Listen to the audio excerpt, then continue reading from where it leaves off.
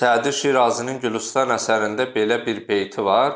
Hər qiyahi ki əzzəmin rüyət, vəhdəhu la şərikə ləh qüyyət. Hər bitki ki yerdən çıxır, hər qiyahi ki əzzəmin rüyət, vəhdəhu la şərikə ləh qüyyət.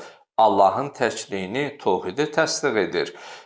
Ərəbi bilən əzizlərimiz bilir, ərəb əlifbasında Lə hərfi, lə iləhə illallah yazı qaydası 2 haçalı, bəli, əlif və ləmdən ibarətdir.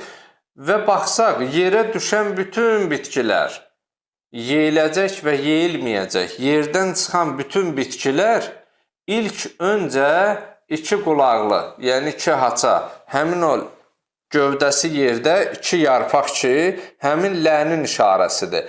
Hər qiyahi ki əzzəmin rüyət, hər bitki ki yerdən çıxır, yerdən çıxan bütün bitkilər vəhdəhu lə şərikə ləh qüyyət.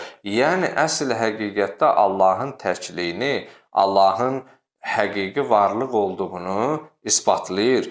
Baxsaq, yəni bu kainatı yaradan bir Allah var deyə, o bizə işarələr və müəyyən bir yollarla ona çatmaq üçün ibrət götürəcəyimiz, ibrət alacağımız hadisələri bizim qabağımıza çıxarır.